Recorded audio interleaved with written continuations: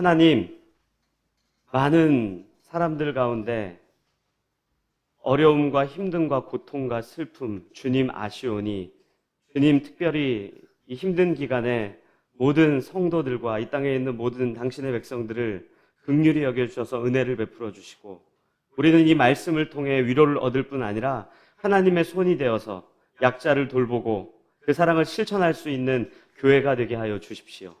예수 그리스도의 이름으로 기도합니다. 네. 여러분들 사도행전 1장을 보면요, 예수님께서 죽으시고 부활하신 이후에 승천하신 장면이 기록되어 있습니다. 사도행전을 시작하자마자 그 내용이 나옵니다. 여러분들이 한번 생각해 보십시오. 예수님의 승천, 얼마나 영광스럽고 얼마나 찬란하고 얼마나 광채가 났겠습니까? 예수님께서 갑자기 하늘로 슝 올라가시는 거죠. 근데 이게 그냥 올라가는 게 아니라 여러분들 생각을 해보셔야 돼요.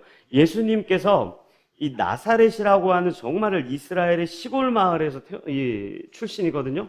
근데 목수의 아들로 태어나고 또 시골 마을에서 태어난 그분이 메시아임을 믿긴 믿었는데 예수님의 공생의 기간 동안 사실 뭐 그렇다 할 내용이 많이 없습니다. 물론 기적도 만들어내시고 수많은 내용들을 예수님이 갖고 계시긴 하지만 그럼에도 불구하고 유대인들의 굉장히 센 모습들과 로마의 권력 앞에 예수님의 모습은 굉장히 초라했단 말이에요. 근데 그럼에도 불구하고 그분이 메시아다, 그분이 구약에서 약속한 그리스도다, 이 믿음을 갖고 막 살아왔단 말이에요. 그런데 십자가에 지신 거예요. 죽으셨죠. 근데 그분이 부활하신 거예요. 부활만 했습니까? 승천하신 거죠. 그러니까 굉장히 영광스럽고 찬란하고 위대한 모습이에요. 그렇죠? 근데 영광스럽고 찬란하고 위대하다라고 우리는 생각을 할 수 있겠지만 사실 그것은 이론에 불과합니다. 우리 이 자리에서 예수님의 승천 기사에 대한 내용을 텍스트로 읽거나 저 같은 설교자가 이야기하는 걸 들으니까 와, 굉장했겠다. 야, 예수님 어떻게 올라갔을까? 빛이 났을까? 구름이 다 물러갔을까? 얼마만큼 높이 올라갔을까? 이런 기대감을 갖고 텍스트를 읽는데 여러분들 그때 당시에 이스라엘 백성들은 예수님의 승천을 보고 뭐지? 살아주셨네. 아마 예수님의 제자들과 수많은 사람들은요, 예수님이 죽고 부활하신 이후에 굉장히 기대가 컸을 거예요. 아니, 이분이 진짜 죽는다 그러는데 진짜 죽었네? 이게 뭐지? 그런데 부활해서 나타났단 말이에요. 그래서 이제 아마 제자들과 수많은 사람들이 이렇게 생각했을 거예요. 이제 드디어 뭔가 제대로 시작되나 보다. 반전이 있겠구나. 와, 이제 굉장한 예수님의 능력이 드러나겠구나. 그래, 이제 뭔가 해보자. 이제 아마 예수님을 고발했던 유대인들을 가만두지 않을 것이고 그 유대인들의 고소 고발을 듣고 처형을 내렸던 로마의 군인들과 로마 황제 이제 가만두지 않을 거야. 이제 이런 일이 일어나겠지라는 기대감을 갖고 예수님이 부활해서 찾아온 그들과 함께 부푼 마음을 안고 있었는데 갑자기 예수님이 뿅 하고 하늘로 사라진 거죠. 허무했을 거예요. 다리가 힘이 풀려가지고 주저앉았을지도 몰라요. 이게 뭐지? 여러분들 그래서 이 사도행전 1장에 보면요, 그 내용을 이렇게 기록하고 있어요. 제가 좀 읽어드릴게요. 사도행전 1장 6절부터 11절까지입니다. 한번 들어보십시오. 읽어드릴게요. 그들이 모였을 때 예수께 여쭈어 이르되 주께서 이스라엘 나라를 회복하심이 이때니까 하니 이르시되 때와 시기는 아버지께서 자기의 권한에 두셨으니 너희가 알 바 아니요 오직 성령이 너희에게 임하시면 너희가 권능을 받고 예루살렘과 온 유대와 사마리아와 땅끝까지 이르러 내 증인이 되리라 하시니라. 이 말씀을 마치시고 그들이 보는데 올려져 가시니 구름이 그를 가리어 보이지 않게 하더라. 올라가실 때 제자들이 자세히 하늘을 쳐다보고 있는데 흰옷 입은 두 사람이 그들 곁에 서서 이르되 갈릴리 사람들아 어찌하여 서서 하늘을 쳐다보느냐? 너희 가운데에서 하늘로 올려지신 이 예수는 하늘로 가심을 본 그대로 오시리라 하였느니라. 아멘. 뭐라 그럽니까? 하늘 쳐다보고 있으니까 이렇게 얘기하는 거예요. 니네 뭐 보고 있냐? 멍하니 그렇게 하늘 보고 있냐? 그만 봐. 이런 거예요. 예수님께서 이 부활하시고 찾아오시니까 6절엔 또 이런 내용도 있어요. 제자들과 수많은 사람들이 예수님, 이스라엘 나라를 회복하심이 지금입니까? 이렇게 물어보는 거예요. 여러분들 이스라엘을 회복한다라고 하는 표현은 쉽게 얘기하면 이겁니다. 잘 나가던 그때, 다윗이 왕으로 있었던 그때의 모습이 이제 드디어 우리가 찾는 겁니까? 그 명예를 찾습니까? 그 힘을 얻습니까? 이렇게 얘기해요. 그랬더니 예수님이 그 질문 듣고 뭐라 그래요? 맞아, 지금이야. 이렇게 얘기하지 않아요. 나도 몰라. 하나님만 알아. 그런데 하늘로 뿅 사라진 거예요. 그러니까 제자들과 예수님의 부활한 이후에 뭔가 기대했던 사람들이 원하던 대답을 한마디도 하지 않으세요. 오히려 뭘 하늘을 그렇게 쳐다보고 있냐. 그대로 다시 오실 텐데 뭘 그렇게 쳐다보고 있냐. 이렇게 얘기하는 게 사도행전 1장 본문이거든요. 여러분들 왜 예수님께서 그리고 천사들이 왜 이와 같은 이야기를 한 줄 아십니까? 왜 이런 일들이 일어나는 줄 아십니까? 죄송하지만 이게 가장 중요하기 때문이에요. 우리는 어쩌면 신앙생활을 하면서 진짜 중요한 건 잃어버리고 놓치고 우리 마음속에 없음에도 불구하고 예수를 믿고 있다라고 생각하는지 모릅니다. 이스라엘 백성들과 수많은 예수님을 따르던 사람들이 이렇게 생각했겠죠. 예수님이 왕으로 오시면 로마 정도는 가만두지 않을 거야. 아니, 오히려 아수르, 바벨론, 페르시아, 그리스 싹 잡아서 과거로 돌아가서 그 사람들의 모든 민족들까지 말살하면서 예수 믿는 우리들만 굉장히 높여주실 거야. 이런 기대감을 갖고 있는 그들에게 그런 것이 아닙니다라고 이야기하면서 뭐라 그래요? 예수님이 이 땅에 다시 오시는 것, 재림에 대한 사건을 우리에게 이야기하시며 그것이야말로 진짜 위로이고 소망이라고 우리에게 다시 한번 권면하는 거예요. 우리 신앙을 보십시오. 예수님 다시 오실 그날을 소망하고 있습니까? 그것이 진짜 가장 강력한 위로이십니까? 아니면 이때 당시에 예수님의 제자들과 수많은 사람들이 생각하던 것, 그들이 바라던 메시아상, 여전히 유대인들이 이스라엘에서 기다리고 있는 그 메시아상, 그것을 믿고 우리도 따르면서 예수를 그리스도로 고백하고 이 자리에 있는지 몰라요. 여러분들 한번 생각해 보세요. 예수님 부활했어요. 승천했어요. 반전이 일어난 게 뭐가 있어요? 여전히 로마는 힘이 세요. 유대인들은 여전히 고소고발해요. 교회는요, 여전히 도망쳐야 돼요. 그런 그들에게 예수님 딱 하나 보여주는 거야. 내가 다시 올게. 저는 이게 우리 라이프교회 가족들의 유일한 위로가 돼야 된다고 생각해요. 그 무엇이 아니라 진짜 위로가 돼야 된다고 생각해요. 주님 다시 오시는 그날을 나는 소망합니다. 오늘 그래서 사도 바울이 빌립보 교회 성도들에게도 똑같은 이야기 하는 겁니다. 여러분들 우리가 오늘 읽었던 이 빌립보서 2장 5절부터 11절까지의 내용을 거의 대부분의 신학자와 거의 대부분의 목회자가 기독교의 핵심 교리라고도 설명해요. 여러분들 복잡하게 기록되어 있는 것 같아 보이지만 그렇지 않아요. 딱 하나예요. 이런 내용이에요. 예수님이 하나님입니다. 그분이 우리를 사랑하셔서 이 땅에 인간으로 오셨습니다. 그리고 우리를 사랑하셔서 우리를 위해 죽었습니다. 그리고 우리를 위해 사랑하셔서 승천하셨습니다. 그리고 우리를 위해 죽어서 살아서 승천하실 뿐만 아니라 다시 오실 것입니다. 이 내용 말고는 없어요. 이 내용을 전달하는 거예요. 빌립보 교회 성도들에게. 여러분들 사도 바울이 빌립보 교회 성도들을 위로할 수 있는 방법이 굉장히 많았을 겁니다. 잘 생각해 보세요. 사도 바울이 지금 감옥에 갇혀 있고 빌립보 교회 성도들은 사도 바울이 감옥에 갇혀 있다는 이야기를 듣고 불안해하기 시작했어요. 불안해할 뿐만 아니라 조금 있으면 우리도 이와 같은 처지가 되는 거 아니야? 우리 중에 잡히는 사람이 있지 않을까? 우리 중에도 바울과 같이 이렇게 핍박당하면 어떡하지에 대한 두려움이 있었어요. 근데 바울이 뭐라고 권면합니까? 그렇게 얘기하는 거예요. 예수님이 하나님입니다. 그분 우리 위해 죽었습니다. 부활했습니다. 승천했습니다. 다시 오실 겁니다. 걱정하지 마십시오. 물론 사도 바울이요, 위로할 수 있는 방법 굉장히 많았겠죠. 이렇게 이야기할 수도 있겠죠. 여러분들, 베드로와 수많은 초대교회 성도들이 감옥에 갇혀 있다가 천사가 옥문을 열어주는 거 아시죠? 기다리십시오. 예수님께서 이 땅에 인간으로 오셔서 수많은 기적을 일으키시고 참으로 그분이 기적을 또 일으킬 거라는 거 여러분들 있으시죠? 기다리십시오. 아니면 이렇게 얘기할 수도 있겠죠. 제가요, 사실은요, 그 방법까지는 안 쓰려고 그랬는데 제 제자를 한 명 숨겨뒀습니다. 제가 그 사람들을 파송할게, 걱정하지 마십시오. 충분히 그렇게 이야기할 수 있어요. 근데 그렇게 위로하지 않아. 하나만 얘기하죠. 예수 그리스도에 대해서. 왜요? 그게 진짜 위로가 돼야 되기 때문에. 우리는 예수를 믿는다라고 이야기하면서도 예수와 상관없는 것들이 정말 예수가 주는 은혜와 위로라고 생각할 때가 너무너무 많은 거죠. 그래서 진짜 우리 마음 가운데 깊이 있게 자리 잡아야 될 그 예수 그리스도의 은혜를 완전히 잃어버리고 사는지도 몰라요. 여러분들 이 빌립보서 2장 5절에 이렇게 나와요. 너희 안에 이 마음을 품으라 곧 그리스도 예수의 마음이니. 여러분들 마치 이 예수 그리스도의 마음을 품으라 그러니까 우리가 예수 그리스도의 마음을 갖고 예수님처럼 살아가야 되나 보다. 물론 그런 내용도 있습니다. 근데 이건 더 중요한 거는 이런 내용이에요. 이렇게 하는 거죠. 여러분들 혹시나 해서 하는 얘기인데요. 혹시입니다. 혹시 예수님이 우리를 사랑한다는 것 잊고 있는 거 아닙니까? 혹시예요. 여러분들 혹시 예수님이 우리를 위해 죽고 부활하신 것 가장 강력한 위로인데 그거 잊고 있는 거 아닙니까? 혹시예요. 혹시 그분이 죽으시고 부활하시고 승천하셔서 다시 오실 거 그거 혹시 다른 것과 바꾸며 살아가고 있는 거 아닙니까? 이렇게 묻고 있는 거예요. 우리 안에 예수 있습니까? 우리를 사랑하시는 그 마음, 인간으로 오셔서 우리를 위해 죽으시는 그 본질, 그리고 승천하셔서 다시 오실 그 약속을 우리에게 해주신 것, 그것보다 큰 위로는 없어야 돼요.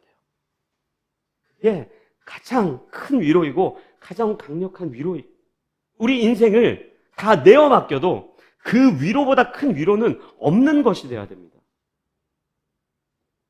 전혀 다른 위로를 기대했던 빌립보 교회 성도들, 전혀 다른 위로를 전할 수 있는 바울이 오히려 다시 한번 그 감옥이라고 하는 막혀있고 답답하고 지금 무언가 잘못되고 있다라고 하는 현실 속에서 다시 한번 기독교가 무엇이고 신앙이 무엇인지를 점검하는 자리에 하나님이 세우신 거예요.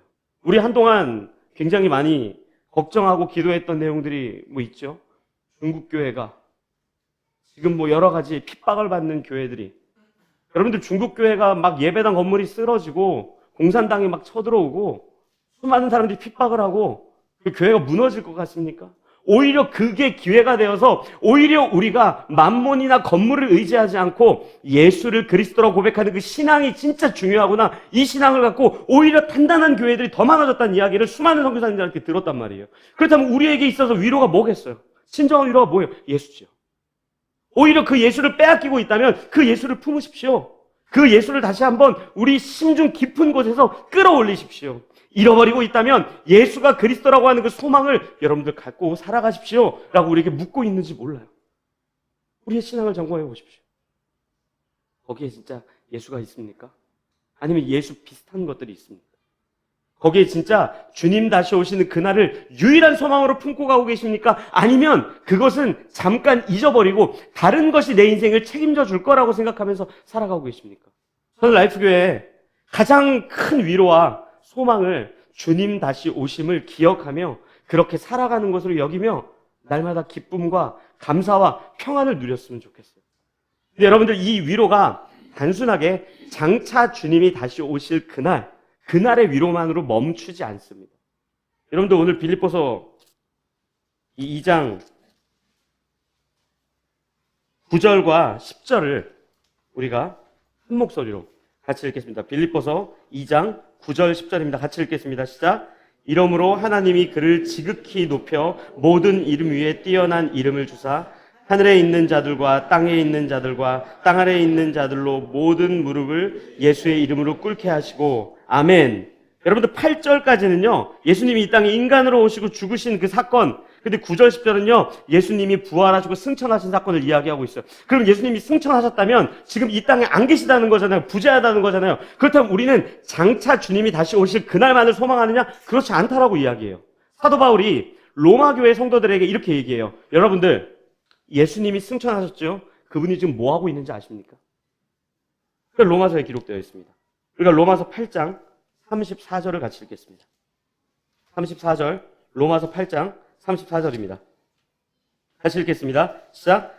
누가 정죄하리요? 죽으실 뿐 아니라 다시 살아나신 이는 그리스도 예수시니 그는 하나님 우편에 계신 자요 우리를 위하여 간구하시는 자신이라. 아멘. 뭐라고 얘기합니까? 노십니까? 부재합니까? 아니죠. 우리를 위해 간구하고 계시대요. 우리를 위해 오늘도 기도하고 계시대요. 우리는 없는 것 같죠. 근데 오히려 죽으시고 부활하신 이후에 하나님이신 그분이 하나님의 보좌에 동일하게 앉아서, 성경에 하나님의 보좌 우편에 앉아 계시다 이렇게 나와 있잖아요. 그건 오른쪽에 앉아 있다 이런 의미가 아니라 하나님과 똑같은 자리에 앉았다 이런 거예요. 그래서 계시록을 보면 수많은 사람들이 하나님께도 경배하고 예수 그리스도 앞에도 경배하는 거예요. 그래서 하나님과 예수님은 동일하다는 거예요. 그분이 오늘 뭐 하고 있대요? 우리를 위해 탄식하시고 우리를 위해 기도하시고 우리를 위해 간구하고 계시대요. 심지어는 우리가 입 밖에 내지도 못하는 작은 읊조림에도 주님은 기억하시고 있잖아요. 저 사람이 지금 탄식조차 못할 만큼 힘든데 하나님 아셔야 되지 않습니까? 이 이야기를 하고 우리를 위해 중보하고 있다는 거예요. 근데 우리는요? 하나님 안 계신 것 같죠? 그래서 하나님이 아닌, 예수가 아닌, 성령 하나님이 아닌 다른 것들을 더 의지하는 거예요. 여러분들 시편 121편을 보면요. 우리의 이와 같은 마음의 상태를 얼마나 잘 표현했냐면 제가 여러분들 다 아는 본문이거든요. 좀 읽어드릴게요. 다 아는 본문입니다. 내가 산을 향하여 눈을 들리라. 나의 도움이 어디서 올까? 나의 도움은 천지를 지으신 여호와에게서로다. 아멘. 이거 우리 너무 찬양으로도 잘 아는 본문이에요. 눈을 들어 산을 보래요. 근데 눈을 들어 산을 보고 도움이 산에게서 나오는 것이 아니라 그 산을 창조하신 하나님께서 나온다라고 이야기하고 있어요. 우리는 산이 보이겠죠. 왜요? 기댈 만하니까. 의지할 만하니까. 든든해 보이니까. 근데 시편 기자는 의도적으로 여러분들 산을 보십시오. 이렇게 얘기하는 거예요. 여러분들 요즘에 산 보고 살지 않습니까? 더 적나라하게 드러내 볼까요? 여러분들 통장에 잔고 있죠? 힘이 있죠? 사람과의 관계 있죠? 능력 있죠? 그것은 의지할 만한 것이 아니라 그 모든 것을 통치하시는 하나님을 보십시오. 왜요? 우리는 알게 모르게 이 세상을 살아가면서 하나님이 아니라 높아 보이는 산을 의지하거든요. 하나님을 의지하는 것이 아니라 하나님의 피조물들을 의지할 때가 있거든요. 거기에서 우리의 시선을 돌려 산이 아니라 산을 창조하신 하나님을 보십시오. 우리에게 이 권면을 하고 있는 거예요. 제가요, 한 1년 가까이 됐는데 아침마다 아이들 학교 등교할 때 신발장 앞에서 기도하기 시작했어요. 그래서 저희 아침밥 먹고 뭐 예배도 드리거든요. 예배도 드리고 애들 학교 보낼 때 무슨 마치 어디 출정식처럼 넷이서 동그랗게 어깨 동무를 이렇게 합니다. 신발을 신으면서 기도하는 거예요. 제가 이 기도를 왜 시작한지 아십니까? 어느 날 출애굽기 2장을 보는데 진짜 막 가슴이 덜컥 내려앉는 거예요. 출애굽기 2장에 뭐가 기록되어 있냐면 모세의 엄마가 이렇게 나와 있어요. 이거 읽어드릴게요. 제가 읽어드리면 훨씬 더 이해가 잘 됩니다. 출애굽기 2장입니다. 들어보십시오. 1절부터 좀 읽어드릴게요. 레위 가족 중 한 사람이 가서 레위 여자에게 장가들어 그 여자가 임신하여 아들을 낳으니 그가 잘생긴 것을 보고 석 달 동안 그를 숨겼으나 더 숨길 수 없게 되매 그를 위하여 갈대 상자를 가져다가 역청과 나무진을 칠하고 아기를 거기에 담아 나일강가 갈대 사이에 두고. 아멘. 모세잖아요. 그때 당시에 남자아이가 태어나면 다 죽이라 그랬거든요. 그러니까 3개월 동안 집에서 몰래 키운 거예요. 나중에는 더 이상 어쩔 도리가 없으니까 갈대 상자에 남아서 띄우는 거예요. 이거를 마치 굉장한 신앙 고백이나 하나님을 의지했다 이렇게 이야기하는데요. 여러분들 이거 굉장히 실존적인 거예요. 이런 거예요. 여기까지밖에 내가 할 수가 없네요. 제가 이 본문을 읽으니까 우리 아이들을 내가 책임질 수가 없겠구나가 확 오는 거예요. 여러분들 이 시편 121편에 그 내용이 나와 있는 거예요. 여러분들 산을 보지 말고 산을 창조하신 하나님을 보십시오. 그러면서 그 뒷본문에 뭐가 나오는지 아세요? 사람은요 졸기도 합니다. 잠을 잡니다. 하나님은 안 졸아요. 하나님은 안 주무세요. 우리 아이들요 제가 365일 24시간 지킬 수 있을까요? 없어요. 그때부터 기도의 내용이 바뀌었어요. 주님, 이 아이들이 학교 갈 텐데 오고 가는 발걸음 당신 인생 아니면 당신 은혜 아니면 안 됩니다. 이 고백을 한단 말이에요. 바울이 굉장히 많은 걸 위로할 수 있었겠죠. 디모데가 있으니까요. 여러분들 중에 리더십이 있잖아요. 루디아 있지 않습니까? 유오디게와 순두게 있지 않습니까? 그런 위로가 아니라 뭐라 그래요? 예수 그리스도 그 한 분을 위로 삼아 살아가십시오. 그분이 오늘 졸지도 않고 주무시지도 않고 우리를 보호하시고 인도하십니다. 그게 여러분들의 위로이고 나의 위로입니다. 이 고백을 오늘 사도 바울이 전달하고 있어요. 근데 하나님이 예수님과 성령 이 삼위 하나님께서 지금 하늘 높은 곳에서 우리를 위해 중보하고 우리를 위해 기도하고 있다는 건 그것만으로도 끝이지 않습니다. 제가 여러분들에게 아까 읽어드렸던 이 로마서 8장에 보면 이 8장 앞부분에는 이런 내용이 있어요. 이것도 읽어드릴게요. 31절부터 읽어드릴게요. 그런즉 이 일에 대하여 우리가 무슨 말하리요? 만일 하나님이 우리를 위하시면 누가 우리를 대적하리요? 자기 아들을 아끼지 아니하시고 우리 모든 사람을 위하여 내주시니가 어찌 그 아들과 함께 모든 것을 우리에게 주시지 아니하겠느냐? 누가 능히 하나님께서 택하신 자들을 고발하리요? 의롭다 하신 이는 하나님이니 누가 정죄하리요? 죽으실 뿐 아니라 다시 살아나신 이는 그리스도 예수시니 그는 하나님 우편에 계신 자요 우리를 위하여 간구하시는 자시니라. 아멘. 무슨 얘기합니까? 아무도 우리를 정죄할 수 없대요. 이 무슨 뜻인지 아세요? 예수를 그리스도라고 고백함에도 불구하고 우리 죄 짓지요. 그럼 고발당해야죠. 죄 안 짓는 분 계십니까? 손 한번 걷어내려야죠. 다 죄 짓죠. 그렇다면 우린 지옥에 가는 겁니까? 아니죠. 왜요? 주님이 우리를 사랑하시기에 그 사랑이 끊어질 수 없다. 그러니까 주님께서는 지금 이 두 가지를 승천하셔서 오늘 우리를 눈동자와 같이 보호하시고 죄 앞에 넘어지고 또 넘어지고 과연 하나님의 말씀 앞에 완벽한 인생이 있는가? 라는 질문 앞에 그런 인생 없다. 그럼 전부 지옥 가야 되는 거 아니다. 예수님이 우리를 위해 간구하고 중보하고 있기 때문에 우리의 인생은 안전합니다. 라는 고백을 오늘 하고 있는 겁니다. 이게 빌립보 교회 성도들에게는 이렇게 표현을 했어요. 오늘 본문에요. 10절과 11절 우리 이건 같이 읽겠습니다. 10절과 11절 같이 읽겠습니다. 시작. 하늘에 있는 자들과 땅에 있는 자들과 땅 아래에 있는 자들로 모든 무릎을 예수의 이름에 꿇게 하시고 모든 입으로 예수 그리스도를 주라 시인하여 하나님 아버지께 영광을 돌리게 하셨느니라. 아멘. 다 좋은 내용 같죠? 왜냐하면 모든 무릎을 꿇게 하시고 모든 입으로 예수를 시인하게 하신다. 근데 여러분들 10절과 11절에 모든이라고 하는 단어가 똑같이 한 번씩 나오거든요. 근데 10절에 나오는 내용과 11절에 나오는 내용은 조금 달라요. 10절에는요 이렇게 나와요. 모든 무릎을 예수의 이름에 꿇게 하신다. 이거를 좀 잘 이해하려면 계시록 한 장을 좀 보면 쉽습니다. 계시록 11장 읽으면 좀 쉽습니다. 계시록 11장을 보면 13절에 이런 내용이 있어요. 들어보십시오. 그때 큰 지진이 나서 성 10분의 1이 무너지고 지진에 죽은 사람이 7천이라. 그 남은 자들이 두려워하여 영광을 하나님께 돌리더라. 아멘. 여러분들 이 여기서 영광을 하나님께 돌리더라라는 것이 마치 우리가 하나님 당신이 왕입니다 이런 고백이라고 생각하는데 그런 고백이 아니라 너무너무 두려워서 뭐야 진짜 하나님 있었네? 진짜 마지막이란 게 있었네?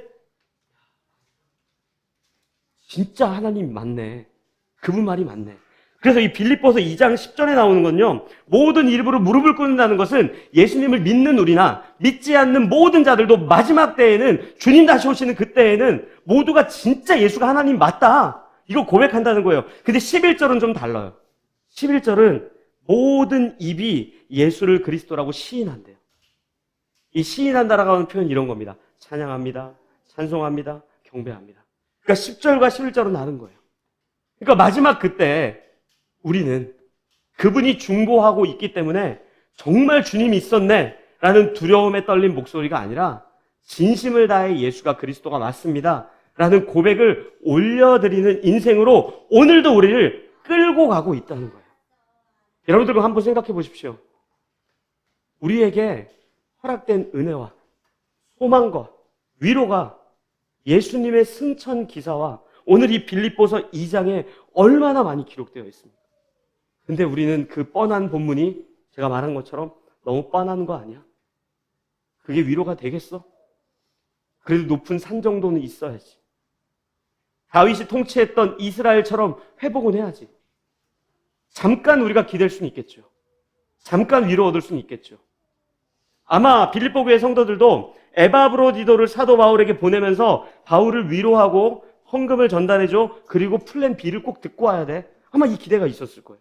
어떤 기대가? 어떤 계획이? 근데 사도 바울은 그런 이야기를 하는 것이 아니라 오히려 다시 한번 예수 그리스도의 그 크신 사랑. 그 앞에 우리를 세우고 있는 거예요. 여러분들, 오늘 우리 같이 묵상한 이 본문 평생 기억하며 사십시오. 제가 오늘 말씀의 제목을 가장 훌륭하고 최고의 상급이 무엇입니까? 이렇게 전했잖아요. 그럼 여러분 한번 생각해 보세요. 뭐가 가장 큰 상급이겠습니까? 예수입니까? 우리를 위해 중보하는 겁니까? 아니 우리가 지옥에 안 가는 겁니까? 아니면 오늘 우리를 보호하는 겁니까? 이런 거 아예 상급으로 생각하지 않으시죠? 상급 뭐예요? 지난주에 이어 한 번 더 언급하면 좀 그렇게 하는데 순살 자이가 나에게 생기게 해주십시오. 이런 겁니까? 나에게 롤렉스 시계가 이런 겁니까? 좋은 직장과 좋은 배우자와 거기서 안 끝나요. 자녀를 낳았는데 건강해야 되는데 이 아이가 믿음의 2대, 3대, 4대, 5대, 6대 거기서 안 끝나요. 공부는 좀 해야 되지 않습니까? 거기서 끝납니까? 안 끝나죠. 이 아이가 그럼에도 불구하고 신앙도 좋고 더 나아가다 잘 나가고 신앙 좋고 잘 나가는 사람 없어요. 그러니까 우리의 상급이 뭐예요? 예수가 우리의 그리스도라고 합니다. 그분이 우리를 위해 다시 오신다는 거예요. 그분이 우리를 얼마나 사랑하면 죽기까지 복종하기 위해 이 땅에 인간으로 오셨다는 거예요. 많은 신학자들이 이 본문을 어떻게 설명하는지 아세요? 이렇게 설명해요. 예수님이 하나님이신데 그분과 똑같은 능력을 갖고 계신데 그 능력을 포기하고 이 땅에 오셨다라고 우리는 상상하죠? 그렇게 설명 안 해요. 이렇게 설명해요. 하나님이신 그분이 인간으로 오실 수 있다는 게 말이 됩니까? 하나님이신 그분이 겸손히 온다는 게 말이 됩니까? 전능하신 그분이 전능이 없어진다는 게 말이 됩니까? 말이 안 됩니다. 그러면서 뭐라 그러냐면 이렇게 얘기해요. 하나님이신 그분이 인간으로 오시는 그게 하나님입니다. 겸손한 것, 그게 하나님입니다. 우리를 사랑하는 것, 그게 하나님입니다. 하나님이에요. 그분이 잠깐 포기하고 겸손으로 온 게 아니라 겸손하고 사랑하고 생명을 내어주는 것, 그게 하나님이라고요. 우리가 그 마음을 품는 거예요. 잊고 있었던, 잃어버렸던, 다른 산들로 가득 채워 있었던 다윗과 같이 멋진 이스라엘 왕국 회복하는 게 전부라고 생각했던 우리에게 모든 것들을 몰아내고 예수 그리스도로 채우라, 이 이야기를 우리에게 하고 있는 거예요. 그랬을 때 어떤 일이 일어나는 줄 아세요? 그랬을 때 일어나는 일이 진짜 큰 상급입니다. 뭔지 아십니까? 가장 최고의 상급이에요. 그게 뭔지 아세요? 이때 당시에 빌립보교에 문제가 있었어요. 초대교회 문제 뻔합니다. 외부에서는 공격하고 내부에서는 싸우는 거예요. 왜 싸웠냐면 이 당시에 이 빌립보교회는 좀 특별하게 여성들이 많았어요. 루디아로 시작된 교회이기 때문에 나중에 본문에도 나오지만 빌립보 4장쯤 가면은 유오디게와 순두게에게 뭐라 그러냐, 야, 니네 좀 싸우지 마, 이렇게 얘기해요. 근데 여러분들, 이 싸우지 마, 싸우고 갈등을 겪고 문제가 있는 교회에 사도 바울이 예수님의 마음을 닮아가면서 서로를 받아주고 겸손하게 사랑해라, 이런 이야기를 하는 거거든요. 여러분들 예수님의 공생의 기간을 생각해 보세요. 바리새인이나 율법학자를 만났을 때 대화를 어떻게 하는 줄 아십니까? 바리새인이 잘 알아듣게 해요. 율법에 대한 이야기를 해요. 근데 우물가에 있는 여인을 찾아가서는 그런 얘기 안 해요. 그 여인이 가장 관심 많았던 어떤 가정에 대한 문제, 생수에 대한 문제, 이런 걸 한단 말이에요. 그렇다면 우리가 교회 공동체 안에서 누군가를 사랑한다는 건요, 내 입장을 이해해 주길 바라는 마음과 동시에 그 사람의 입장을 이해하려고 하는 그 태도, 예수님의 겸손함, 낮아짐, 그 사랑하는 그 마음을 갖고 살아가는 거예요. 그때 어떤 일이 일어나요? 이게 최고의 상급이거든요. 뭐예요? 예수님을 닮죠. 여러분들, 예수님을 닮는 것보다 큰 상급은 없어요. 천국은요, 예수님이 이미 우리에게 주셨어요. 지옥에 가지 않게 하는 건요, 이미 완벽하게 우리에게 허락해 주셨어요. 우리를 위해 지금 중보하고 우리를 위해 탄식하고 있는 것 지금 하고 계세요. 예수님을 매일매일 조금씩 더 닮아가는 것, 이것보다 우리가 이 땅에서 누릴 수 있는 상급 없습니다. 저는 우리 사랑하는 라이프교회 가족 모두가 예수님을 매일매일 닮아가는 하루하루가 됐으면 좋겠어요. 그 예수님의 마음을 품고 우리의 영혼이 안전하구나, 기댈 만한 산이 아니라 정말 예수가 오늘도 나를 위해 탄식하고 기도하고 있기에 내 삶이 안전하구나, 이 상급도 상급이지만 그 마음을 품고 내가 매일을 살아갈 때 예수님을 닮고 또 닮는 그것이 정말 큰 상급이라는 것 기억하셨으면 좋겠어요. 여러분들 비밀 하나 알려드릴까요? 얘기하지 마십시오. 딴 분들한테. 라이프교회 가족 여러분 이미 닮아가고 있습니다. 굉장히 큰 비밀이죠. 많이 닮으셨습니다. 저는 더 많이 닮아갔으면 좋겠어요. 그랬을 때 우리의 삶을 통해 예수가 드러나고, 예수가 드러날 뿐만 아니라 그 예수의 사랑이 우리 인생을 통해 누군가에게 전달되고, 정말 우리 인생의 유일한 위로가 예수 그리스도 한 분이라고 하는 그 고백이 우리의 탄식을 넘어 수많은 사람들에게까지 전달됐습니다. 우리 그렇게 두 가지 같이 기도했으면 좋겠는데요. 첫째는요, 주님, 내 진짜 유일한 위로가 예수가 되게 해주십시오. 그 소망이 예수가 되게 해주십시오. 우리가 기댈 만한 바위나 높이 솟은 산이나 굉장한 것들을 의지하는 것이 아니라 그 모든 것을 창조하신 예수님을 의지하고 기대하게 해달라고 기도하고요. 두 번째는요, 우리 인생이 예수 닮은 인생 되게 해주십시오. 매일매일 조금씩 예수 더 많이 닮아가는 인생 되게 해주십시오. 이 마음을 갖고 같이 이 두 가지 기도 제목으로 기도하겠습니다. 기도하시겠습니다. 사랑하는 하나님 아버지,